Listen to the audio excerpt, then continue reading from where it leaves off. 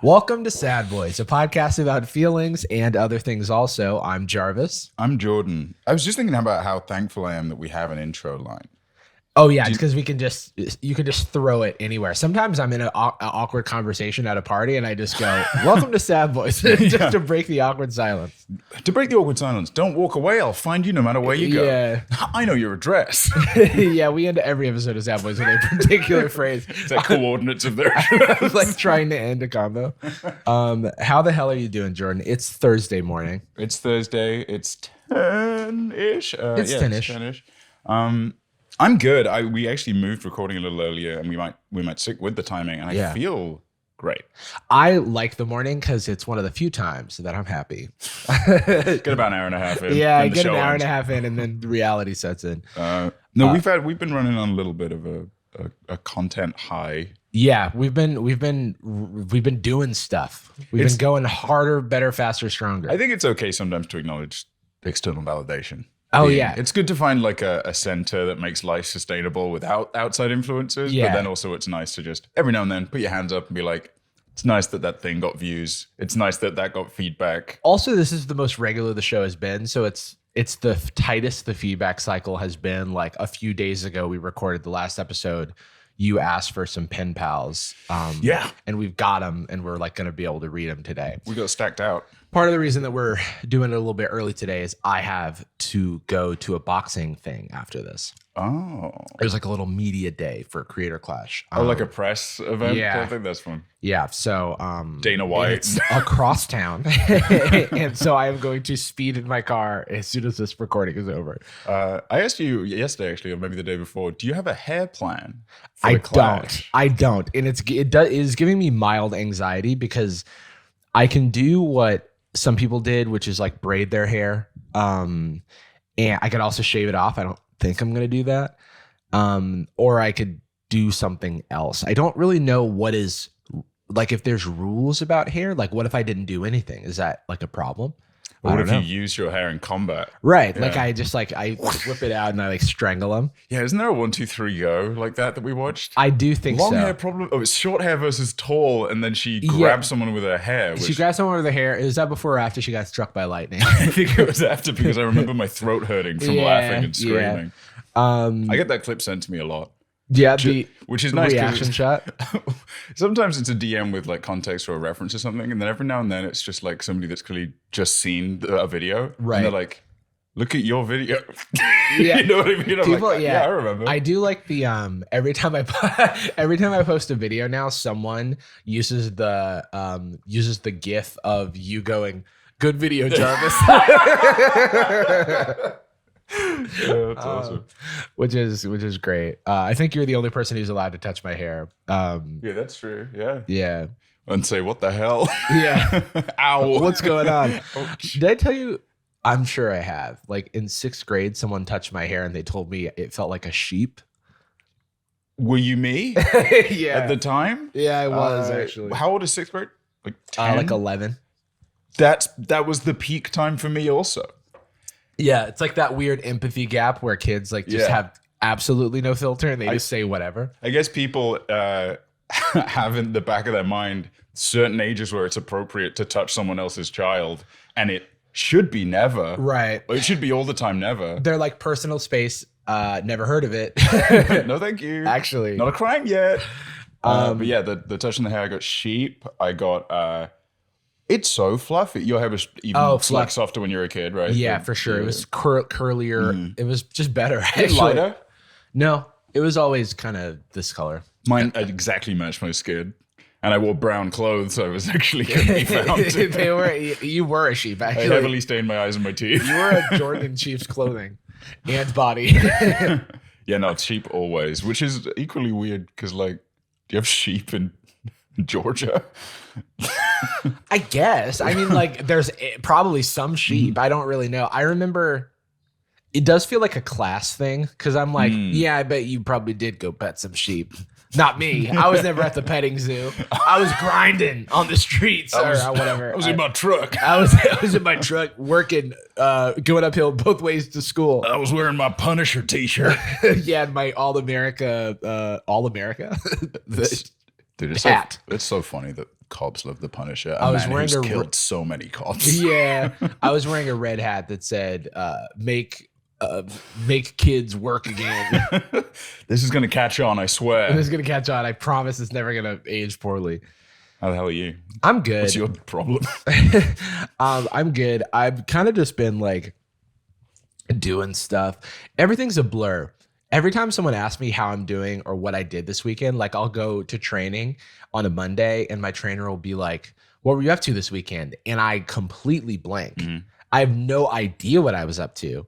And I almost never remember. I have to go look at my calendar to figure out like what it was that I did. Because you know the answer is not nothing at all. I don't think, but it's also possible. Like that's happened before. Which is like substantial. It's still like remarkable to just be like, oh man, I just rested. Like it was it was a healthy day. But for some reason, this is why people default to like, if you're in the street, how you doing? Like, great. All good. Fine, great. This is another thing that I've probably talked about before, but not to put someone on blast who we used to work with, who I don't think you'll remember, because it was truly the year 2016. One time I was in line for lunch at Patreon, and I was standing behind a coworker in line. He was one of those guys who's like let's play devil's advocate type guy, where he like took things a little bit too literally sometimes. And and he would like be willing to get into an argument or a disagreement, like a contrarian. Yeah. And so that, I guess, is necessary context for when I said, hey, how are you doing? Or something. He was like, hey, Jarvis. And I was like, hey, dude, how are you doing? And he was like, well, me and Jessica are kind of having a hard time. And I was like, wait, what? And it's like, and I gotta get the kids from school. And I was like, brother, we have to eat. I'm sorry. I just want to eat my chicken breast and rice and peas. The food is getting cold. Please. I don't know what I've started, but I wanted to stop. So actually, I'm glad you asked. Do you have any time? I'm not really hungry. Could we take like a couple hours? My therapist was busy. Yeah, no, literally. And I immediately, my fight or flight was like activated. And I was like, how do I get out of this situation? Because I will lie in a situation to get myself out of it that is uncomfortable. I'll have to go to the bathroom when I don't have to do that. Or I'll need to respond to someone or, text someone something important that wasn't really important. Any excuse really to get myself out of the situation. Oh my God, my phone's being insane. Oh my God. Someone calling you? Oh, sorry. I'm uncomfortable and I need to go. Oh, okay. It's an excuse in your life. Yeah, of course. For a second, I thought something was actually happening, but you don't like me. No, absolutely. In fact, I'm just not comfortable enough with you. Because of the weird shit I was doing. Right. And so I need to go collect myself and reclaim my space. Yeah, I understand. Yeah. In the bathroom that was, at the time, 5 feet away from that 5 kitchen. feet away and had furry porn on the wall. That's right. Dude, there were a couple moments, like what felt like significant moments of the Patreon office being like, the optics of this are maybe not great. Do you remember when they got rid of the ping pong table? Yeah. They were just like, yeah, no good. It's not the ping pong is bad. It is what offices with ping pong tables tend to be like. Which I get. Like, I remember when I was applying for jobs or when I was in college, and it was the height of tech companies going, hey, we're pretty cool. You can like hang out in the ball pit or you can play ping pong with the boys. We cover your desk in Jell-O. Yeah, we cover your desk. Your stapler's covered in Jell-O. And also there's always a Nerf war going on. Yeah. So you better build your barricades around your desk. And then normal people are like, I want to do my job. I don't want to be engulfed in a war of Nerf. Yeah. How about insurance? Yeah. That would actually be How about can we make this space normal and accommodating to most people? To do a job that I have. Rather than like a specific type of man-child. Yeah. Because that was a thing. Like, I remember some of the old like careers pages of these tech companies would have like, here at Facebook, we're just hanging out on ripsticks all the time. Whimsical names on the Facebook brought ripsticks to a hackathon that they hosted at my college. And we were just like ripsticking in the like atrium of like this like campus building. while like a hackathon was going on, and we were just chilling out. We are like, whoa, Facebook seems so cool, dude. You guys are doing what to democracy? Sorry, can't hear you over this sick ripstick. I don't care. I'm doing Diablo. Yeah, no, literally. I can't hear you right now. I'm playing with my devil sticks. Yeah. I don't know what happened to my voice there. Hey, what did Mark Zuckerberg do? He's Beyblading. He's, oh shit, let it rip, dude. We should organize a creator class that's Beyblade.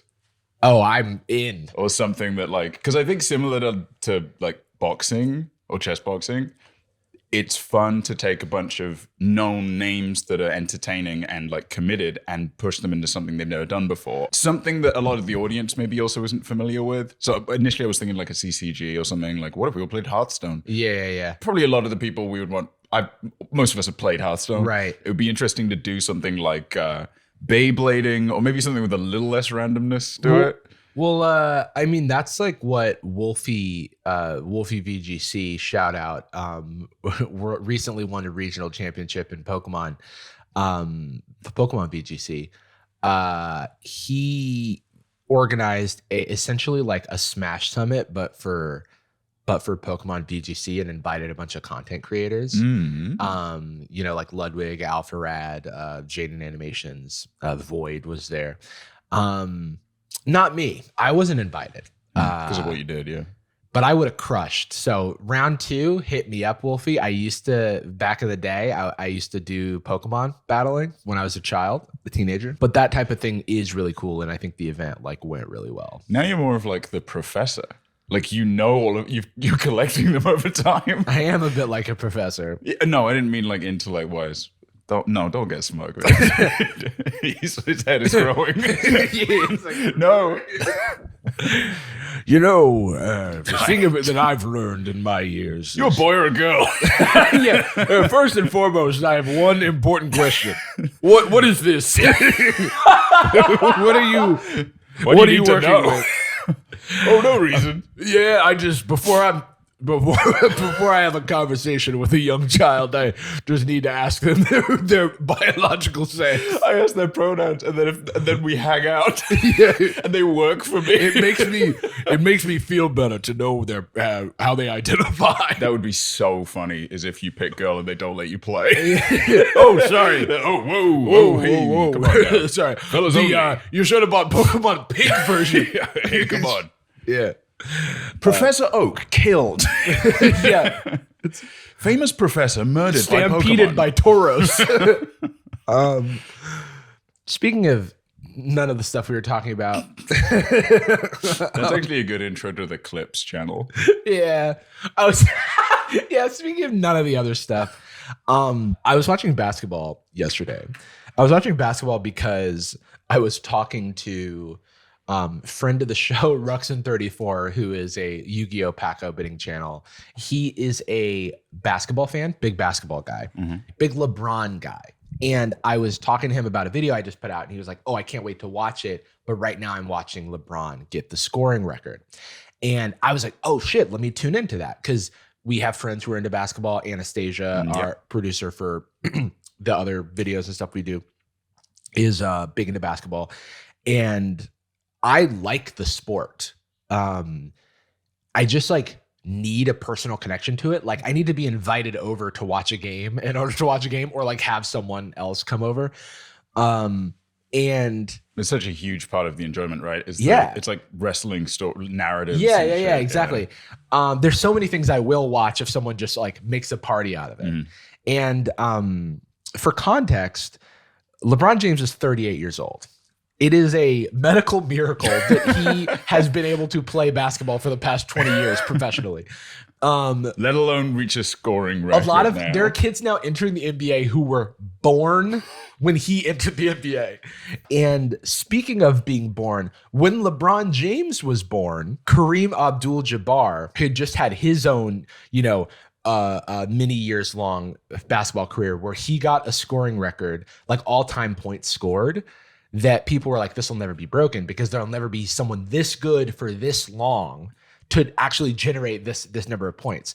This is a scene that's in sepia, like flashback. Yeah, no, literally. And so LeBron James is finally at that point in his career. He's trying to last because he wants to play in the NBA with his son, Bronny, who's like, I think in the next couple years going to enter the league, which is cool. See, that's such a good storyline to track. You know what I mean? Yeah, it's an anime style. It's an anime storyline for sure. The Lakers are playing Oklahoma City. It is the third quarter. They're counting down the points until LeBron gets the scoring record. And the scoring record, by the way, is like 38,380 or 830. It's something like that. There's a lot of threes and eights, but 38,000. And so they're like, only 11 more points, only, 9 more points, whatever. And Kareem Abdul-Jabbar, who's 75 years old now, is in the stands. And they keep cutting to him, and he's smiling every time like LeBron gets the goal. Right at the end of the third quarter, LeBron has this beautiful fadeaway jumper over two defenders to get the record. It was a shot where I was like, no shot, this is it. They were like, maybe this is it. And then it was. Something happened that I have never seen before in my life. They stop the game in the third quarter. It's not a timeout. It's not into regulation. It's not a quarter break. There's still 30 seconds left in the third quarter. They clear the field.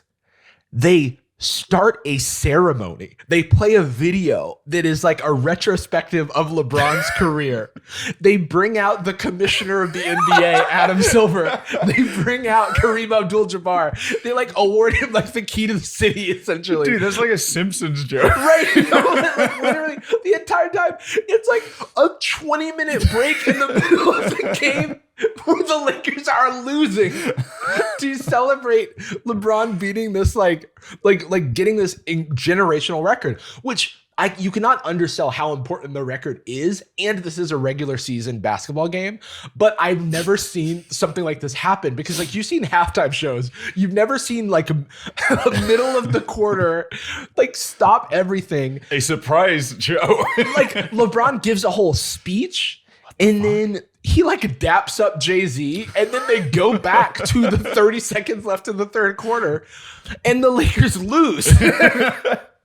It was like such an interesting thing. Like he also said the F word, I think, on live television, which is fuck, by the way. We can say it. Yeah. We can say it. I guess that isn't clear. Yeah. It was just so comical because I'm just imagining the Oklahoma City players who were like winning the game being essentially iced out by this like this ceremony. It was really something to behold. Yeah, dude. It's like if the conclusion of Space Jam was like Michael Jordan doing his weird extended arm cartoon moment, dunking it, and then checking the scoreboard, and they lost by a huge number of points. They were like, that was so sick. You're slaves now is the rule, actually. It's like if during a regular season game of the Chicago Bulls when Michael Jordan was playing, they cut to a scene of Space Jam and they go, look at that cool shit Michael did. Pretty crazy, huh? Pretty crazy, right? Anyway, we're going to bring out the commissioner and I'll talk about how cool Space Jam is. Did you watch The Last Dance? I did watch The Last Dance. So good. Amazing. Honestly, I recommend it. It's on Netflix. I recommend The Last Dance to people that aren't even like interested in athletics. No, it's just a good documentary. It tells the story of the notorious sociopath Michael Jordan. Yeah, it tells the story of the final. It's really does chronicle all of like Michael Jordan's like accolades, but specifically they have all this footage of like their final championship season.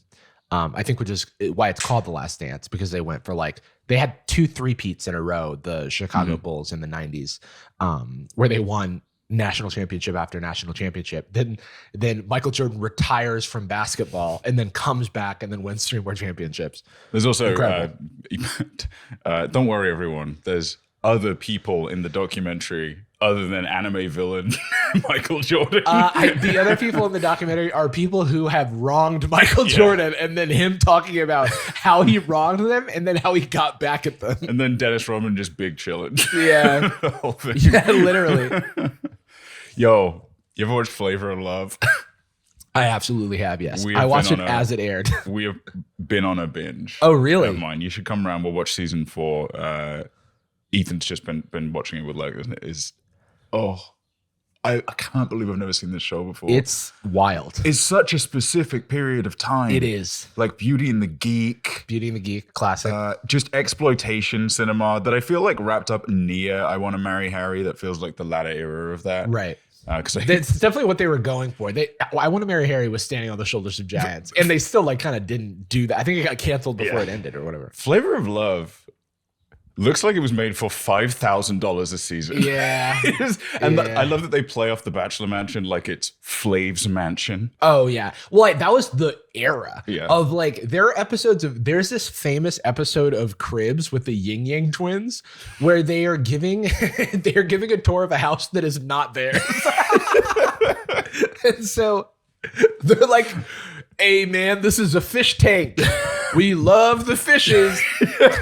Is this good?" They're like, Pretty wet, huh? yeah. It's like clearly it looks like a house that was staged for like selling, you know, like when they put a bunch of furniture in to make it look lived in. Fake fruit. Yeah, because we've seen like houses and stuff where it's like, oh yeah, here's like where the living room is. Here's what like a living room could look like if you were to move in.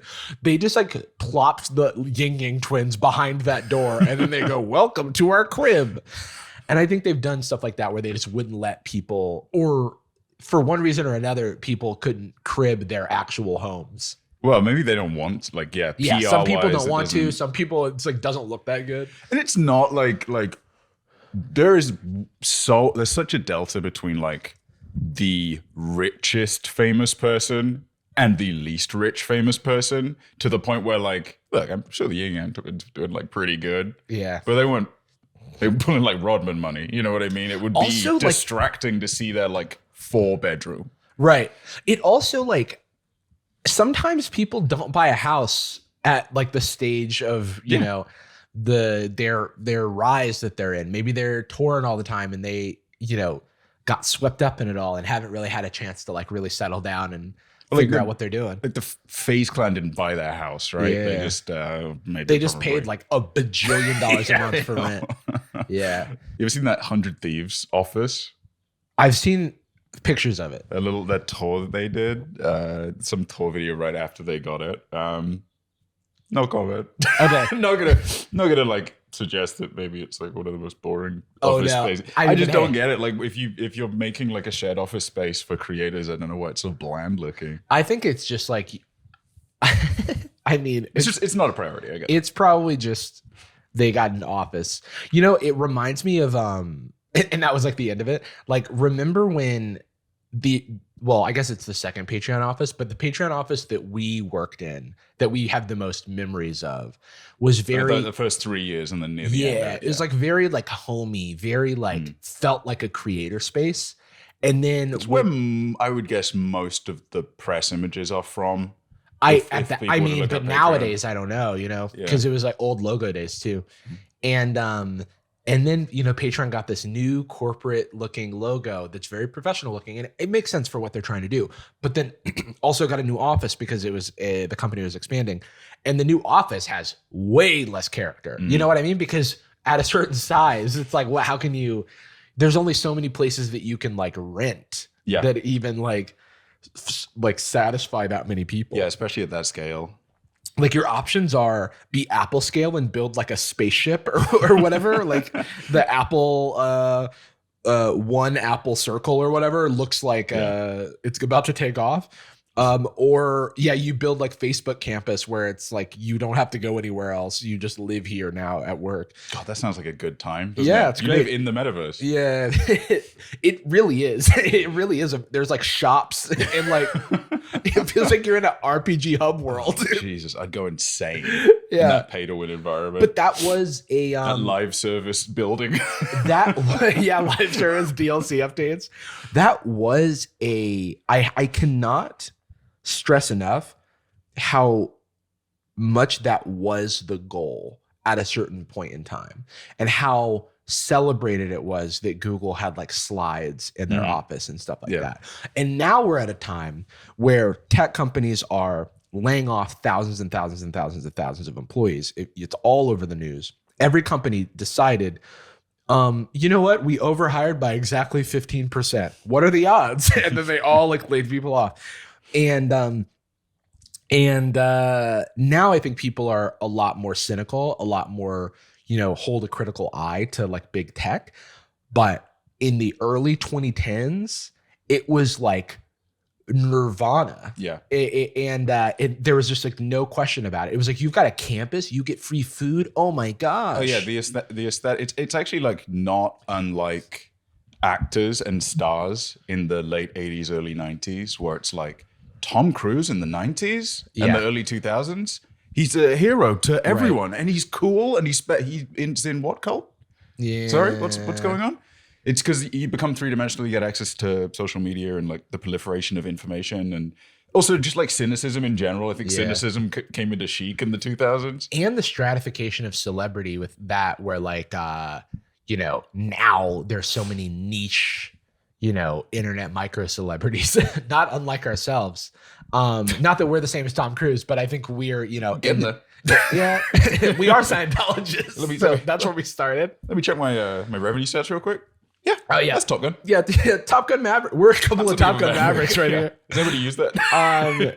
No, but like, because people can kind of find extremely niche interests, there's less like grandiose celebrity. There still are some. I think like your Harry Styles of the world, your BTS of the world. There's still these like larger than life characters, but on the whole, things are like, not, I wouldn't say evening out, but there is just, it's like music as well. There's like there's not an Elvis. I guess the closest is BTS, but or like these K-pop stars. But I don't think I don't think it's a coincidence that, and this is not a criticism of it, this is the goal and how it works. It is heavily manufactured in a way that a lot of music was in the 2000s in the West. Don't get me wrong, but full of industry plants still and the like. Yeah. But like as far as like putting in the hours to build the most talented, and they also like do press events and public events where they deliberately get like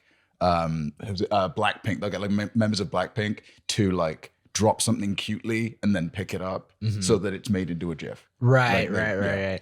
That, I mean, like, I can't speak because I'm not super keyed into the K-pop stuff, but I can speak for like what it was like in the 90s, where you had like NSYNC working in like a Miami like boy band hotbox, where they were just like sweating and dancing and singing on treadmills for like 80 hours a week until they were like the perfect performing specimen. They see if they can dance under the gravity and heat of the sun. Yeah, no, literally, they were like doing like Vegeta exercises like at like a multiple of Earth's gravity in order to prepare for like a world tour.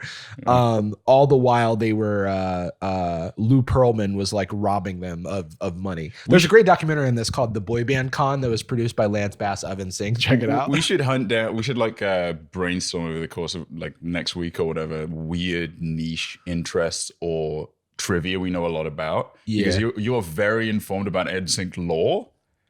You were into it at the time. Yeah, and I think now it's like I enjoy it. Not ironically, I enjoy it for what it was.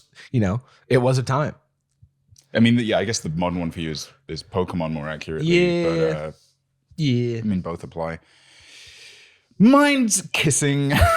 Yeah, mine's ladies. Yeah, actually. Getting laid is mine, dude. I you should try it. And I see. do know how to do it. And I'm not afraid. So two things I want to talk about.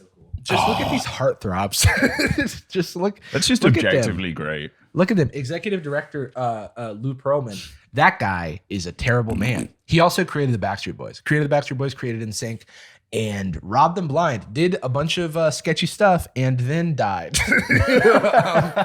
Coincidence? Was I involved? But fun fact, the NSYNC album No Strings Attached. That's in plastic wrap, I see. Unopened? Yeah, it's unopened. It's still sealed. So No Strings Attached, the album by NSYNC, is the name of it is in reference to the fact that that's right. NSYNC sued Lou Pearlman because Lou Pearlman claimed that he had the rights to the name NSYNC and claimed that he was a founding member of NSYNC, claimed that he was a member of the band, and that was a loophole that he used to essentially siphon money from the band because he was technically their manager, which meant there was some sort of like laws like limiting what he could do, but because he was a member of the band, I don't know. Anyway. Oh, it's like churches being organizations or like Yeah. LLCs. So he they went to court. He went to court basically saying he owns the name NSYNC and that he is NSYNC. And the judge was basically like, my child has an NSYNC poster, and you were nowhere on that. You were nowhere on that poster. But the thing was that like they were not sure if they would be able to use the name NSYNC. Mm-hmm. And so when they won the rights to their name, they won the lawsuit against Lou Pearlman, and the name No Strings Attached is in reference to them no longer being attached to Lou Pearlman. Who do you think we could get on the show? Oh, I want to say Lance has done like videos with Hannah Hart in the past. He was like very loosely involved in one of the seasons of The Circle. Oh, do you remember that? He was his assistant was one of the people on there, and she was catfishing as him. Oh, that's awesome. And he's in a handful of clips, just like, you keep it up, Samantha. I do think that having a member of NSYNC on Sad Boys would be one of the crowning achievements of my life. Yeah, truly. We have like a dream guest list. I'll shout out one or two. Yeah, sure. Peak would be like Donald Glover. Oh, like yeah. that would be deranged. Yeah. And that's on my mind because I sent you that clip from the table read of Community this morning. Oh, I love it. I love it. One of the funniest things I've ever seen. Love Pedro Pascal. People look up. There's a clip that from the Community table read that they were doing over COVID. Yeah, like a number of table reads, and one of them has Pedro Pascal in it, who's even more in the zeitgeist than usual. And he's reading for Pierce because Chevy Chase doesn't have a good relationship with Community or really anyone. People that are alive in the world. Yeah. But he's reading for Pierce, so he's not that familiar with like the script. And so as he's going through it, he for like 2 full minutes just can't like finish the scene. He can't finish the scene because of what he has to say. And I don't want to spoil it, but it is so funny. So if you just look up like Pedro Pascal laughing Community table read, you're going to find it. And it's just the beaming faces of the beautiful cast of Community, your Donald Glovers, your Danny Pudi's, your Gillian Jacobs's, your Joel McHale's. Who am I forgetting? Danny Pudi, I said that. Laverne. What's her name? Shirley is played by Brown's the last name. Yvette Nicole Brown. Yes. Oh, we got there. Yeah. Sorry, we just disregard African American women. We don't care as much. Just preempting one email saying that. Yeah. What I mean? Like, that's why, not because she's the least prolific of all of them. And I love her, but like, yeah, she's great. You ever seen Joel McHale pre-hair plugs in Spider-Man 2? No, but I do see him a lot because shout out to Eddie and Tony of Burback fame. The Burback channel had a video about the Game Awards, and Joel McHale he was like in that Spike TV zeitgeist of that time. And so him just being like the heel of a host that like hates entertainment. It's like a proto commentary YouTuber. It's like extra cynical and just like hates everything. I think he's like Jeselnik's very successful, and I think I find him fairly funny. John McHale is like my preferred version of Anthony Jeselnik. Oh yeah, for sure. It's all the like, it's a little bite, a little edge, a little cynicism, but not like as mean spirited. Maybe as it's like the bit that gets you isn't the like, I can't believe he said it. Yeah, it is funny how Anthony Jeselnik's whole bit I feel like kind of aged out of society because I do remember like watching Caligula and some of his other stuff and thinking this guy's very talented and he's obviously playing a character because I've heard he's like super nice. Yeah. But I just don't know because there would be national tragedies that would happen and then he would like tweet like a joke about them. And it was the whole thing of, I can't believe he said that. And I do think as a society, we're like, that's no longer edgy or interesting. It's just mean spirited. And I think we're over it. Yeah. Not to promote another podcast, but Sarah Silverman's podcast, she talks a little bit about her evolution through that. And she also mentioned something, she's mentioned it in the past, but it really resonated recently while I was listening to the show. There is like a long history of her reviews, especially in the like kind of pre-Jesus is Magic special era, because that was the more recent one, of people referring to her as potty mouthed. Oh. And that is like the gendered version of edgy, mean, rude, doesn't hold back. It almost feels like infantilizing her a little bit. Yeah. It's like the little you know. Oh, look at what she'll say. Good video, Joe.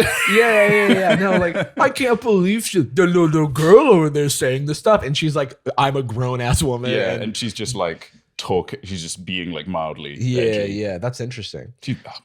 All-time favorite, well, one of top like 5 all-time favorites. I think Sarah Silverman's like such Sarah Silverman's the GOAT. I will never forget her performance in School of Rock. I know it's not a huge focus of anything, but School of Rock was a formative movie for me. Wasn't Schneebly on Survivor? Yes, and can I just talk about something that is crazy to me?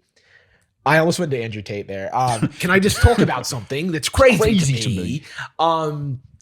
The same season that Mike White was on Survivor, this guy, John Morrison, who is in Creator Clash, was also on that season. And I went to a sparring session because sometimes we like do a group spar. Uh-huh. And I sparred with him and I was like, why do you look so familiar to me?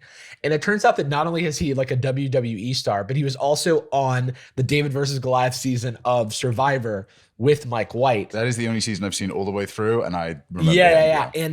And he is like the most in shape man I have ever seen in my life. He was just doing crazy like WWE like entrances to like the ring, just like sliding in and doing like fun like stuff.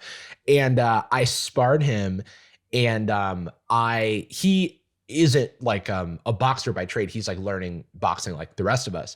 And so I got like a few body shots on him while we were sparring. And I could feel his abs under my glove.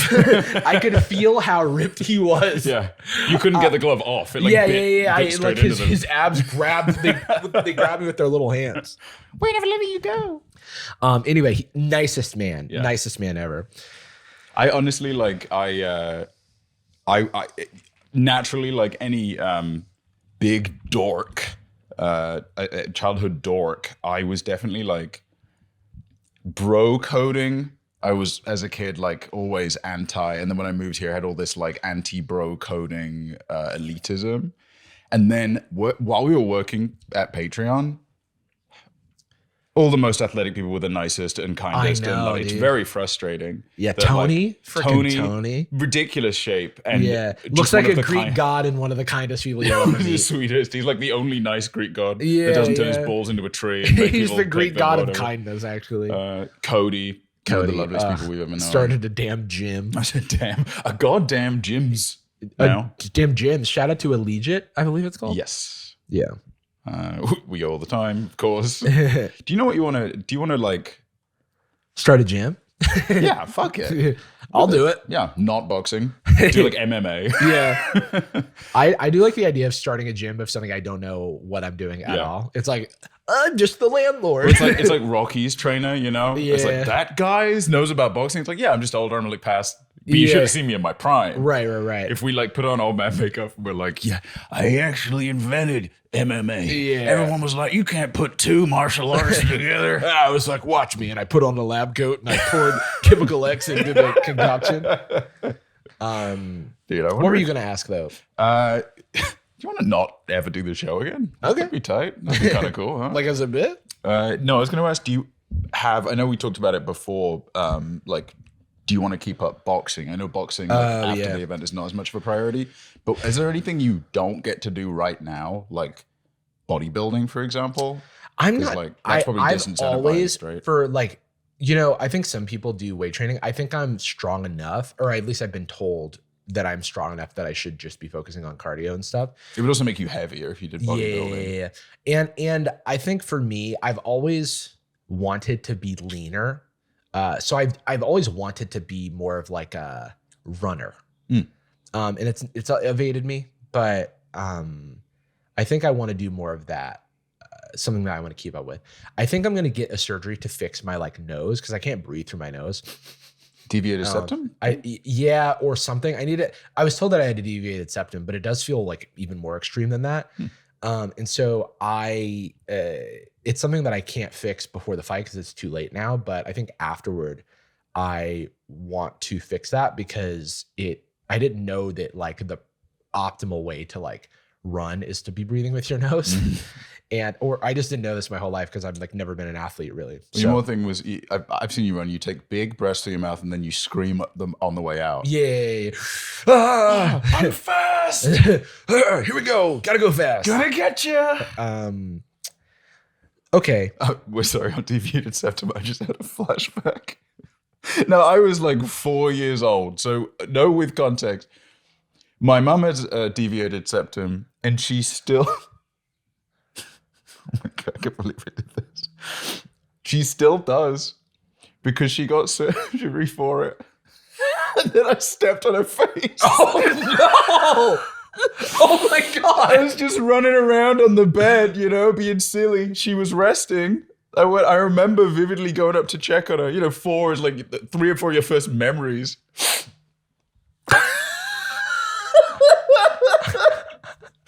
And I don't know the details. I mean, I assume, it was supposed to be healing, and that probably I think didn't so. help. Yeah, I think after you get the surgery, you are supposed to be healing. It was almost surgical what I did. I didn't step on her mouth. I didn't step on her forehead. I stepped directly on her fucking nose. If she hadn't had the surgery, you would have fixed her nose. Oh, but it's one of those like 2 wrongs to make a right thing. Okay, yeah. 2 negatives make a positive. It's like Homer Simpson gets knocked on the head and he can play piano. Yeah, exactly.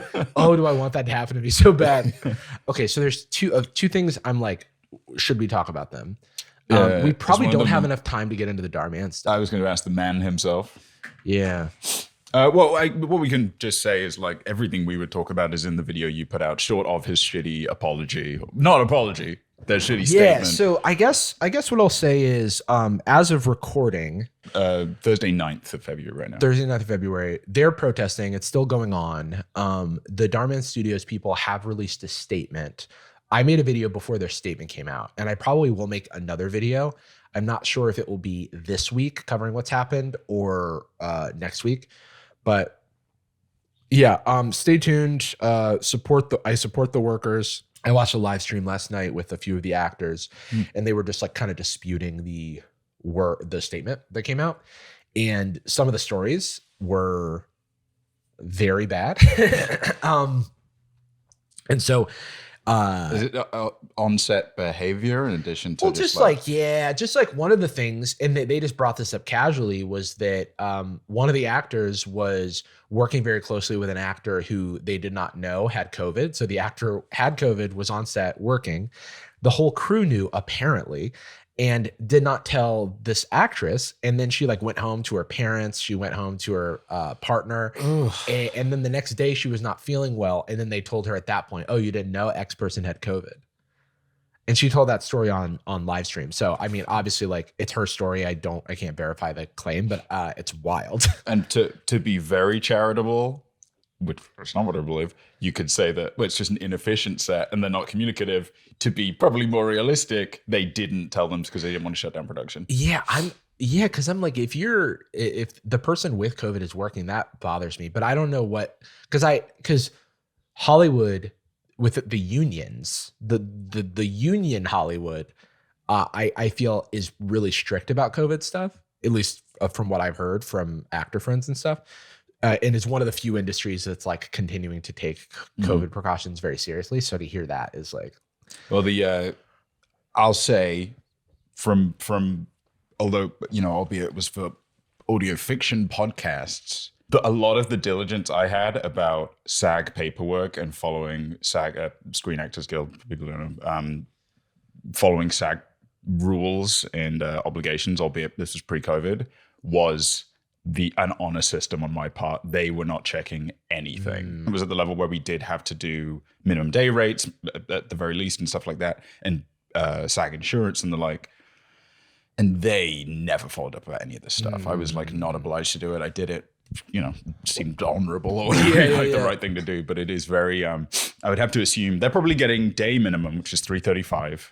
And they're probably getting Well, so here's the thing. They are not getting day minimums. They are not getting day rates. They are being paid hourly, and which is not a thing that you're supposed to do, because it's not union. But essentially, like one of the things that the actors were complaining about is that the statement that Darman Studios came out with was talking about how like these are contractors, they're not employees, you know, they're able to work on other projects, yada, yada, yada. And they're like, yes, while technically it's true that we can work on other projects, it is often the case that we will be like retained, asked to hold 4 days or something like that. And then at the last minute, the production needs can change. And then they just have 1 day of work. And they're not paid for that retained time. And they're not paid for the retained time, which if they were union, they would be. And then also, they're just paid for the hours that they're filming, and the minimum is 2 hours. So it's possible that you could have cleared your full 4 days, show up on set for 2 hours, and be paid like $88 for like all of your work. And so, and these are also, I mean, they're working actors, so like, you take everything you can. So you clear those 4 days. And they also, a lot of them are repeats, so they want to retain good relationships. They've alluded to the fact, and these are all their claims. Of course, I can't, verify the truth of them, but they've said that like they feel like it's an environment where if they take other jobs, they're like, oh, okay, well, you've got other jobs, then I guess we won't book you on other stuff. And it's like that. It feels like a very like abusive work culture in their words. So I'm just hearing this stuff and I'm like, oh my God, like my heart goes out to these people. Did you know Darman has 3,000 actors that they've worked with? Oh, do you know by the way, we have a connect to, I don't know if it's one we watched, I think the D&D one we did watch together. Oh yeah. The main guy in that we have a connect to. I mean, actually, I don't know if this is to include the episode or not.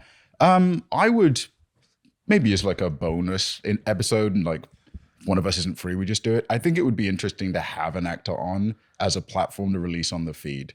Yeah. Like a 20-minute interview and just get some. Yeah, I've been thinking about that. It kind of just, I know some things are cooking for them and I don't want to like step on their toes in terms of what they want to do, but let them cook meme. Let them cook. But I have kind of been in the DMs talking with a few of the actors and coordinating because I don't want to kind of jump the gun on stuff if they're planning other stuff. So, solidarity to the actors. We'll see how this, I hope that there's a, resolution for the best of all of them. But we should also acknowledge a controversy that we're probably being wrapped up in, that the comment section has probably popped off on. And I just want to officially apologize in advance. We did get different microphones. We did get different microphones. For the first time in the show's history. We did get different microphones. And the little windscreen looks weird. I will. Like Peacemaker's helmet. Yeah, I will address that fact. We're gonna try and rectify this as soon as possible. But we made a mistake. I'll take culpability. Yeah. It's primarily on Jacob. It's a continuous and repeated lapse in our judgment. And I'm the bad guy for this? Yeah. I lived long enough to become the villain? Yeah. So hopefully we'll get new little microphone afros for these guys. Because it's nice to hold this mic. It's easy to talk into. Mm-hmm. And I think for our guests, they won't have to, because our other mics, you had to like hold them like right up to your face. Yeah. And just giving yourself carpal tunnel. Yeah. And it obscured our faces. Yeah. Which, you love to see, right, dear viewer? The moneymaker. Leave a comment saying you like to see our faces. Oh, okay. EHHH. EHHH. Your face is bad. Okay, so real quick before we wrap and I have to run away and speed down the highway, I will be driving responsibly, everybody, don't worry. Last week we did ask for a little pen pal homework. Yes. And it was for awkward encounters. Normally we'll have more time for this. Also, while I was walking over here, I just had the most like, my brain is now half British because I was away for those 2 years. I almost bumped into someone that was carrying something across the street. Or didn't even nearly bump into them. I just stopped and waited for them 5 feet away. And I went on instinct, sorry. I just apologized. And then she went, hi. and then just kept going, hey there, or something like that. It's like, this is way more fun than what I did. All right, we have that one. Okay.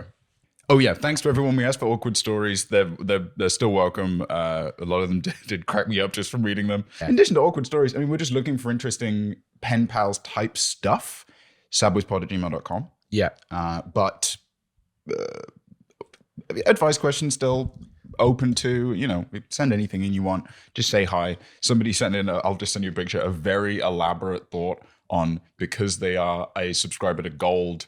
Does that make them a platinum subscriber because they've been over X there is a time? lot of like precious metal sort of alchemy going on with Yeah. with the premium viewers, etc.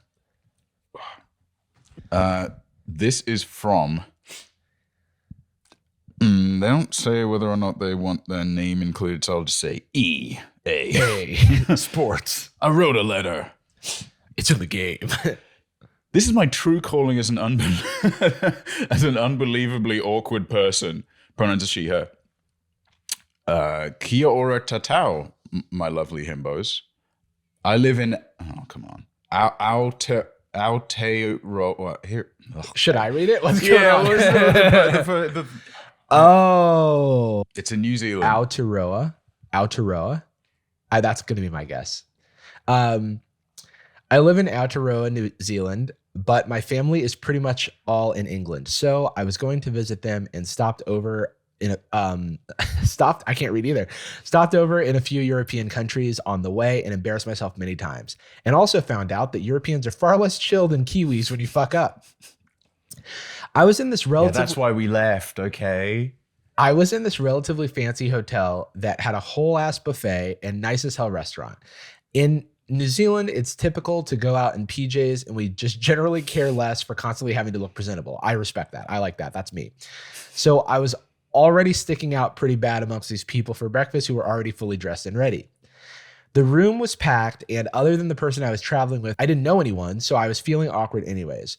But there were these huge dispensers that had cereal in them. I've seen these at like hotels and stuff. Yeah, continental breakfast type Yeah, stuff. and I wanted these chocolate ball looking things. Long story short, when I went to dispense some into my bowl, I broke the twisty lever thing. Oh shit. I was holding it in. The Kiwi strength. I know. Kiwi power. I was holding it in just knowing that when I moved my hand away, all hell would break loose. But I did it anyway because I'm an idiot. Oh no. Dude, I had an image in my mind of them holding it in a montage of the sun going down. Yeah, they're literally like, it's like Majora's Mask where like all of the Titans or whatever they're called, the giants are like trying to hold up the moon. Yeah.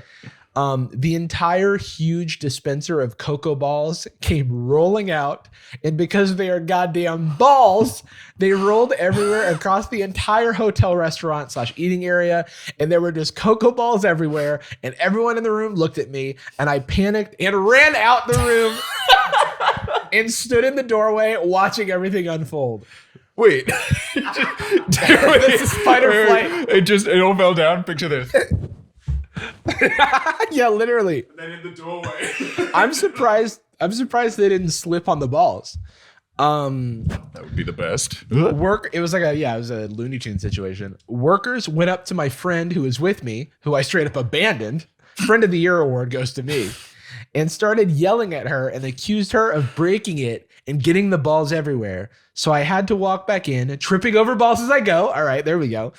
To fess up and profusely apologize. They were so angry. Understandably, they aren't paid for this shit. I mean, it's not, come on. I understand they can be frustrated, but like, it's not if it's so easy to break the thing, then it's not the person who broke its fault. Did they say where in Europe they were? No. We could all make our choice. We can all make our choice of our least favorite. The people with the shortest few. Oh yeah, Jordan's a France hater. Certified. No. This is why. Yeah. Yeah. They were all like, fucking. You drop the balls. I don't do a French accent. I do not pay to pick up balls. They were so angry, understandably, they aren't paid for this shit and wouldn't serve us food. Okay, that's fucked up. That's insane. That is insane. It is not, they did not vandalize this thing. LOL, I was ready to come home immediately. Then on the same trip, there's like an epilogue. Then on the same trip, when I was visiting family in London, I was holding a pack of beer bottles by the handle, which snapped and they smashed all over the floor of the supermarket. Is this person like an X-Man whose powers Yeah. are emerging and they're like becoming too strong? They're like, I held it too tight and broke it. They got angry at me again, understandably. I don't think so. I don't think it's understandable. This person has had so many of these situations in life that they're like, maybe it's my fault. Yeah. Maybe it is my fault. I am here to say, EA Sports, that it is not your fault. I think maybe they could get angry if this was like the third day in a row. Yeah. Or you laughed. Here we go. Also on this trip, before I got out to my extended family in the UK, one of my cousins and uncles thought it would be funny to tell my homophobic grandma that I'm a lesbian with a girlfriend in Sweden who I was e-dating for a laugh while we were at the family gathering. It's quite the laugh. Yeah. Doing something cruel. While I don't have an online Swedish girlfriend, I am gay, so I don't think I need to explain how hilarious yet awkward that entire situation was. I don't think it's hilarious. I'm This gonna is go the ahead most and say it. accommodating person. This Yeah. person's being downright European. Yeah, they're like, who was it? One of my cousins and uncles thought it'd be funny to tell, to hate crime me to like my family. And I get it because it was a laugh. You know what I mean? The day prior, they'd hit me with their smart car. And I Yeah. thought to myself, no. Oh, James. They're like, well, I wasn't actually dating someone of the same sex. I do be gay though. So I was asking for it. No, Yeah. This is wrong. Okay. You were wronged. That's the part that's more offensive. It's Yeah. that Moral of the story, Europeans are scary and I'm an idiot. You're not an idiot, EA Sports. It's in the game. It's in the game. It's in the game. EA Sports big. That went on way too long. LOL, love your content so much. Well, thank you. I just want you to be kinder to yourself is what I want. And also, hey, haven't seen any great emails from Europeans. Let's just put Yeah. it that way. Oh, if There's going to be another one. Awkward story. I was working at the hotel, which I hate. And some loser. awkward story. Bonjour. Yeah, bonjour. I was working at my French cafe when this freaking Kiwi, that sounds like a slur. This freaking New Zealander broke the chocolate ball dispenser. I leaned down to get the balls, and the ring of garlic around my neck fell off, and my smell of cheese that I naturally have. Oh my It's gosh. fine. All right. Maybe stop throwing bananas onto the pitch when there's black players. All right, France. I don't know anything That's a you're real saying. thing they do. Oh God. They all do. Well, I like this story. It was horrible, but thank you for sharing. I do want to hear more of these. Yeah, they're great. We got a ton in, but the more you send in, the more welcome it is. If you are French, I'm only playing around. I'm not really. I'm only playing around. Feel free to mention it at the beginning of the email, and so I won't read it. I have a spam filter on. .fr emails.